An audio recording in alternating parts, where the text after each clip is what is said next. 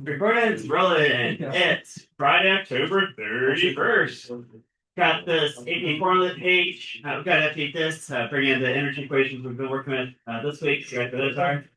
This big page table, we're about halfway through. So see if I can finish this with you guys. And then we're going into the weekend. On Monday, I want to debrief Unit 3 with you guys from AP Classroom. Right, so how's that going? If we have a couple spare minutes at the end of class day, I might pull up those questions and show you how to think about some of those. Time. Right. Ooh, and then, speaking of time, daylight saving time. And this Sunday, we go back to standard time. So everybody gets an extra hour of sleep. Oh, yeah, we did.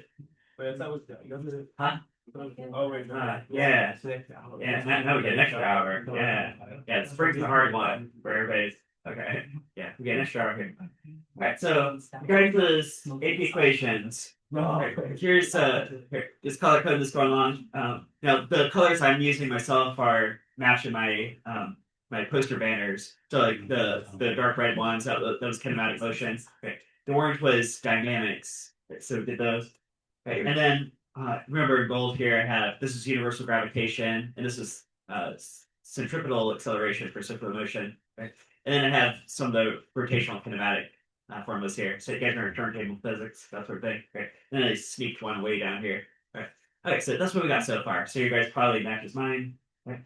And then what about all this energy that we've been doing for last few days? Right? So all these right here. I mean, these have all got to show up somewhere, right? Okay. So let's check them out. Right, so, guys, what is this one right here? K equals 1/2 mv squared. Kinetic energy. Yeah, kinetic energy. Right. Actually, guys, all the energies are like right in here. Let's call these energy. Yeah, so 1/2 mv squared is kinetic energy. That's energy of motion. Right. Something has a mass and a speed. Right. What is this one? Work. Yeah, work equals force times distance. Yes, guys, what is that subscript on the F? What does that mean? 2. Huh? Starts with a P. Parallel. Right. Remember, if you push on something for some distance. Remember, the example I had was if you carry something upstairs. Here, actually, I got it right here. Right. Remember, if you carry something up the stairs, guys, does it take work to lift it? Yeah. Absolutely, you have to lift it against the gravity field. But what about this? What if you get something like rolling horizontally? You give it a little tap, it could just like roll like forever. Right? So it doesn't actually take any energy to carry it horizontally. Right? So if you carry something diagonally, right, there's a cosine involved. Right? And then parallel cosine. You only care about the components of these two that are in the same direction. That would be parallel. Right? That. Right? And then the shopping cart pushing forward, it only moves forward, so you care about everything going forward. Right? So right, that's what the dot product is about, right? Or cosine theta. FD cosine theta. Cosine of the angle between the two vectors. Right? Guys, this is called this next one, delta K. That can stand for the change in what? Kinetic energy that results from doing what on something? Work. Yeah, right. Yes, this is called work energy theorem. I think I jotted down that phrase sometime last week. Work energy theorem. Right? Now, really, this is only kind of works as long as you're not changing height and there's no spring involved, right? So you're not working with other forms of energy. So if you push on that shopping cart and there's no frictional loss, then all that pushing on the shopping cart will cause it to speed up, only to go into its motion. So that'd be kinetic energy. Work energy theorem, if you see that phrase.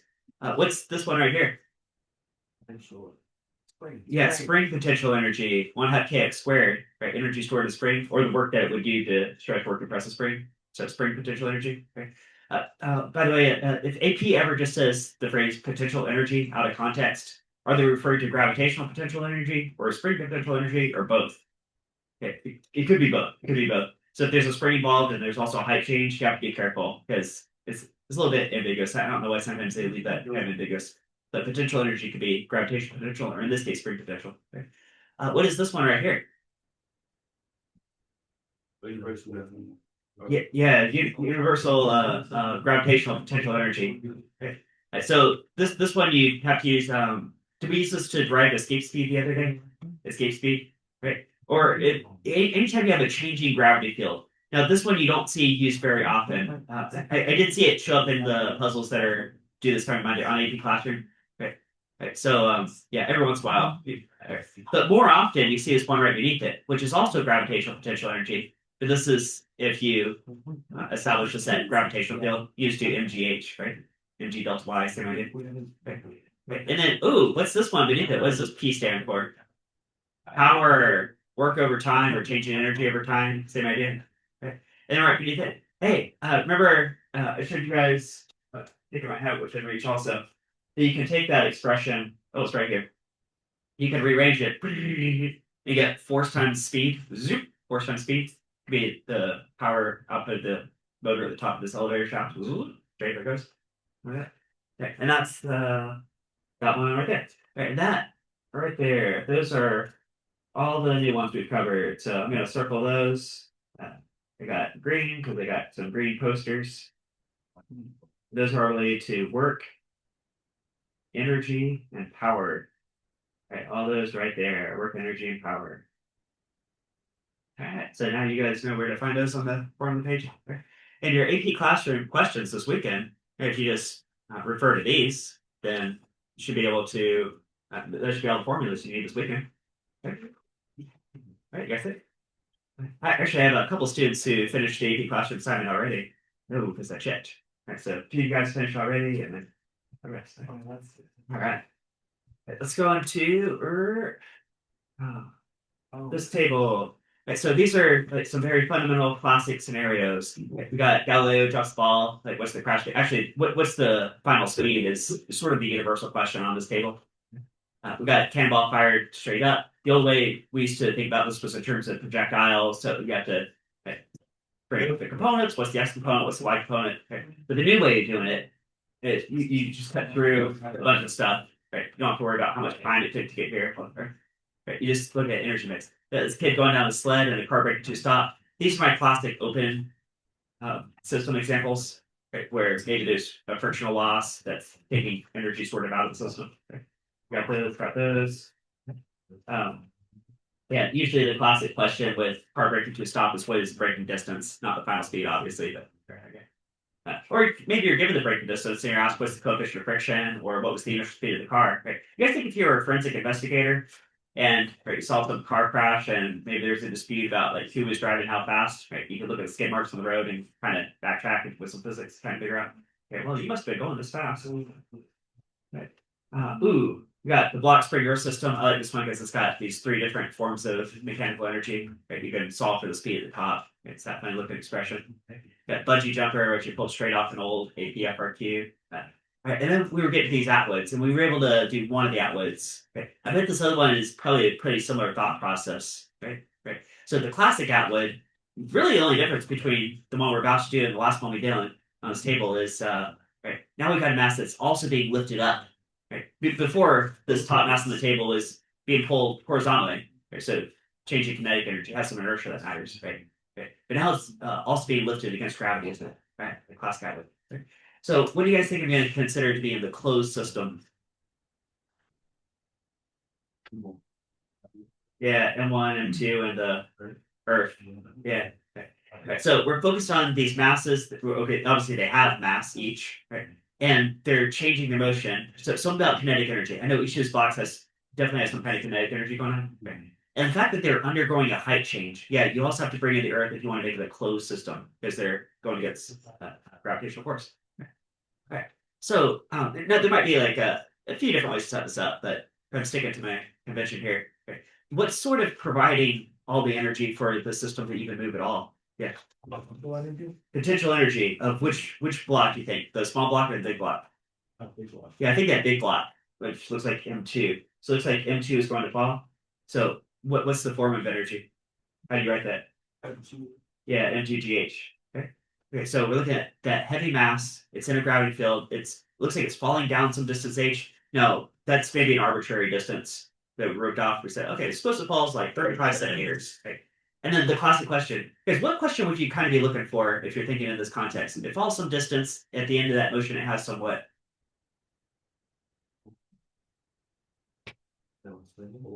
Yes, velocity, speed. Right. So the question might be like how fast is it moving after this whole thing moves like 35 centimeters? Okay.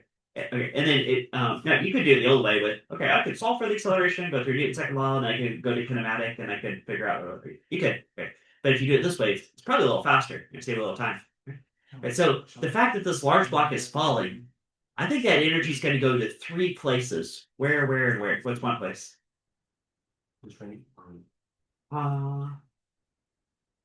Okay. Now, I'm not going to think anything in terms of the string. Notice I didn't even include the string in the system. Right? The string is just a term to the system. It's just holding everything together. Okay. Right. Like if this is 100 joules of, right, if this drops 100 joules worth. Right? Yeah, okay, kinetic energy.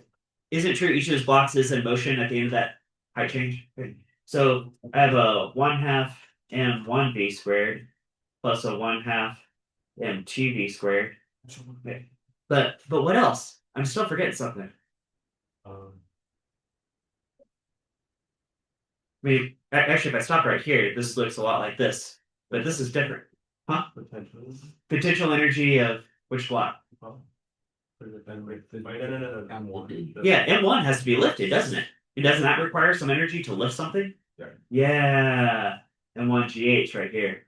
And plus there's other guys. Yeah, I think that's the complete setup. So if this is 100 joules in this box, this is collectively 100 joules in this box. You can say equals, you can solve. I guess it. That's what I did. Solve for this V right here. I'll do it with you guys. Sum of energy at point A equals sum of energy at point B. Energy at point A was just M2GH. Right, so block 2 is falling some distance h. That energy goes into lifting block 1. And also, you'll have some energy left over for them to be in motion and each have a speed.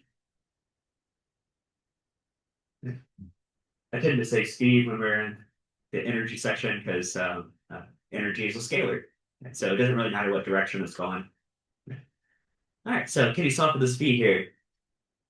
If I gave you some numerical values, you could plug in those values whenever you wanted to, but yeah, you solve in terms of variables. That's good practice. You subtract over the M1GH, M2GH, nice, M1GH. I guess if you want to, you could factor out the GH. Yeah. That's equal to, I'm going to factor out a V squared here. Is that okay too? Huh? Exactly. Yeah. Could you do this? M1 plus M2, then V squared. Right? Even though they're going different directions, they do have the same numerical speed, right? Same magnitude. Right? And then let's see, yeah. Over here, I could factor out a GH. So I could go M2 minus M1, and then factor out a GH. Right? And then, guys, can I cross multiply the 2 and divide down the sum of the masses? So times 2, divide by the sum of masses. And then what's the very last step to solve for V? Yeah, square root. So the square root of all that. I know I just did like 3 steps there, but you guys can figure that out, right? Okay. All right. So while you're looking at that, here, I'm just going to copy that down this box right here. All right. So I got speed at point B equals, of course, they have the same speed, just one's going up, one's going down. 2, right, difference in masses, GH over sum of masses. Yeah. Well, what's fun to do too? Okay, so I just copied this down here. So what's fun to do too is to play around with the variables a little bit. Say, is this consistent with everything else you know in physics? For example, is what if? Well, let's take these two extremes. What if these blocks had pretty much the same mass, like identical mass? Right? Maybe once, if I throw this on one side, and oops, I got 2 of these. Right? But what if these are the same? Would it not move at all? Yeah. And what if I throw a tiny bit of mass on one side? It's going to very slowly accelerate. So at the end of that motion, maybe they have a tiny speed. Right. So what does that look like in the equation? See, is that consistent? So what if these were almost the same mass? This value would be very close to what? 0. But maybe not quite 0, but pretty close to 0. Yeah, so it would be a pretty slow speed, wouldn't it? Right. What if you go to the other extreme? What if you put all the mass on one side and the other side is just an empty stream? Right, so I could maybe get rid of this M1. Right. So, oh guys, what's M2 over M2? Yeah, that cancels. Right. Now, what are you left with? Square root 2GH. Just like Galileo. You guys see how? Yeah. saw all this together? I guess it. Yeah, so if you saw that, you say, okay, well, must be on the right track because it seems consistent with everything we've done. All right, you guys ready for the spring question? I've got a spring fires a ball vertically to some maximum height. Right? So, what are you going to include in the system? Yeah, the ball, the spring, and the earth. Yeah, because there's a height change. Yeah. Well, because that would create your closed system. Now, it gave you guys really short lists here, so this might a lot of these might be a little open to interpretation. But what do you guys think would be the energy at point A? Yeah, that's probably a good call. 1.5 kx spring. Okay. So maybe I got this well, smash into the spring and it's at rest. Okay. And then you let it go, pew, flies up to some height. Okay. No, because if it's the maximum height, does it have any speed at the maximum height? No. So where'd all the energy go? Aha! MGH. I think it's the whole setup, isn't it? Right? Is that it? Okay. Yeah. 0 meters per second. Right? I mean, that would be the answer to this question. Okay. So more likely you might be asked, like, what is the maximum height? Or if you were given the height, I wonder what's the spring constant of the spring. I mean, if you had any 4 of these 5 variables, you could solve for the 5th one, right? You guys see that? Just plug in the. Right? How about the other way around? What if you're dropping a ball, the ball falls from some height and lands on a spring? And do you guys notice in parentheses here I said assume no mechanical energy loss during the collision? Right. So here's what that means. Not next week, but the week after, we're going to get into collision physics, which involves momentum and conservation of momentum, which we haven't really talked about yet. But actually, it's the last couple of formulas on your AP equation right here. Okay. And whenever you have a collision, usually some mechanical energy is converted to other forms of energy. But there are some exceptions. Like if you have a perfectly elastic collision like this, then there's no energy loss. Right? So it's a good note of that. That's a special kind of collision. Right. Or if anything colliding with a spring, it's common to say, well, they might phrase it as like the spring has negligible mass or something like that. And say, why do they mention that? Right. They're trying to say there's no mechanical energy loss. All right. So that aside, do you guys think it's the same objects as before? Right. The ball, the spring, yeah, spring and earth. Yeah. Aha. Yeah, you guys got it? What do you guys write in these boxes? Yeah, there you go. Okay. And then you could say something like that. Okay. And then, yeah, 0 meters per second. Okay. Now, I think I remember seeing this question back when I was in college, and there's a little more to it because if this is falling some distance h, and then it's squashing the spring, well, is this h part of the spring squash or not? And if it is, I think you could pretty much set this up, and that would be the whole thing. Okay. Because what if it falls distance h and then it just starts swaying on the spring and it squashes the spring an additional distance on top of that? Could you say mg times x plus h here?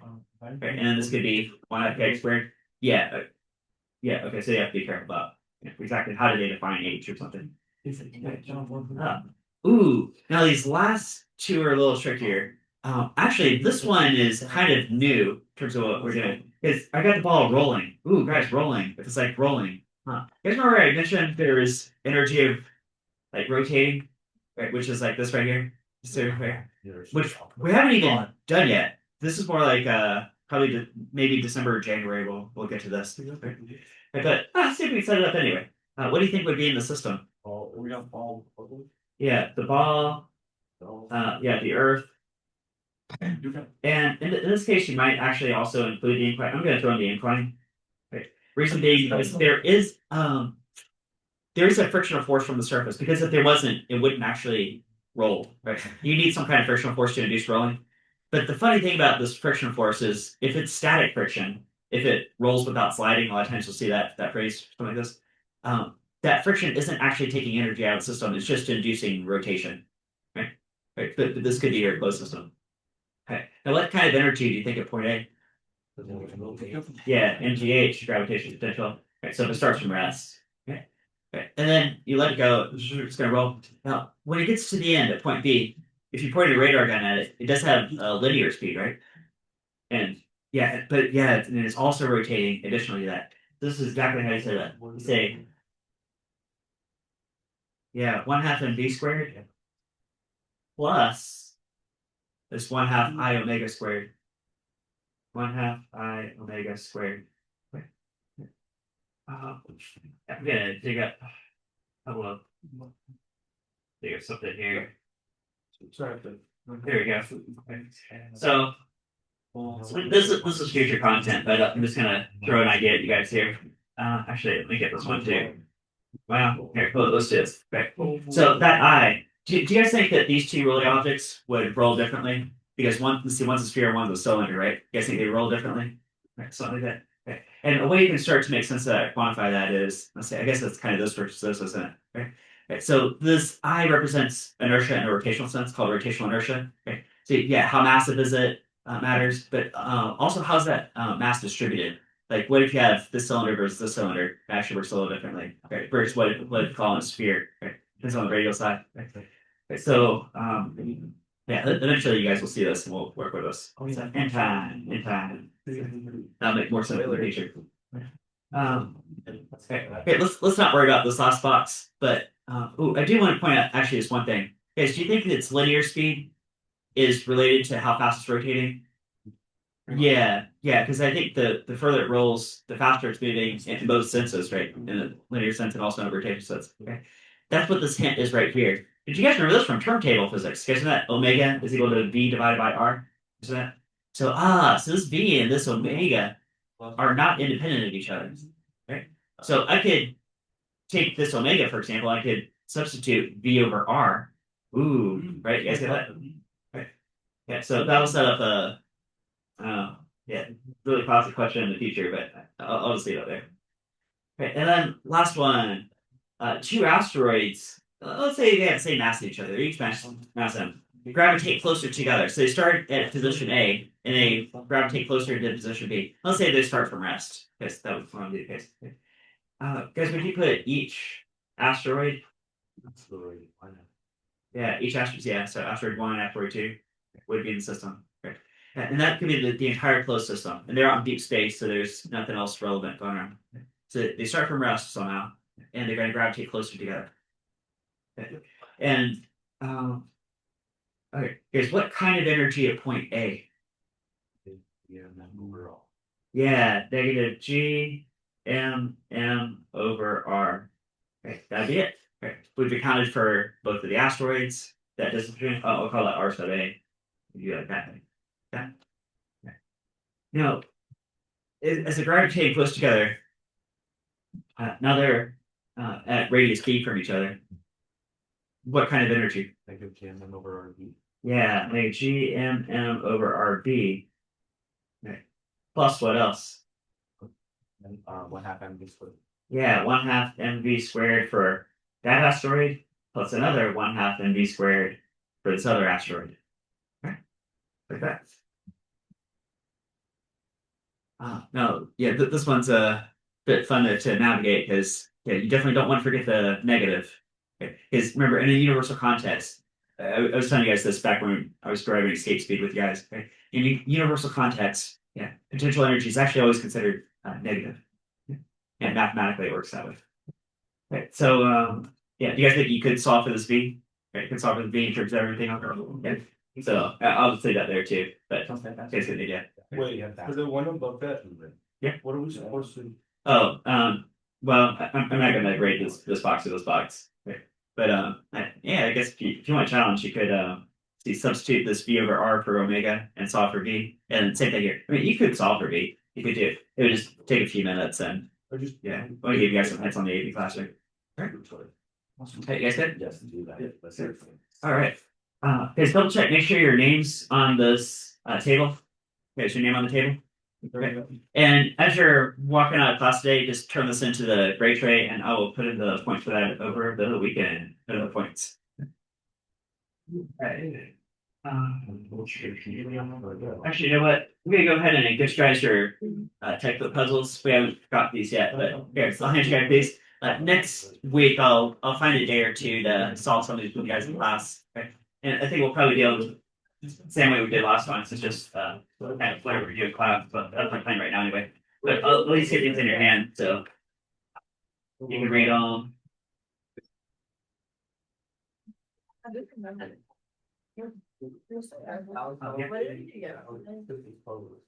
We did it live yesterday. Hey, you can watch the video.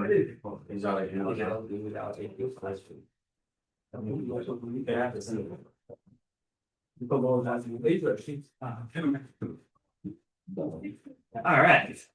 All right, so you guys got your puzzles. All right, so I got AP Classroom open. Let me give you guys some hints about AP Classroom.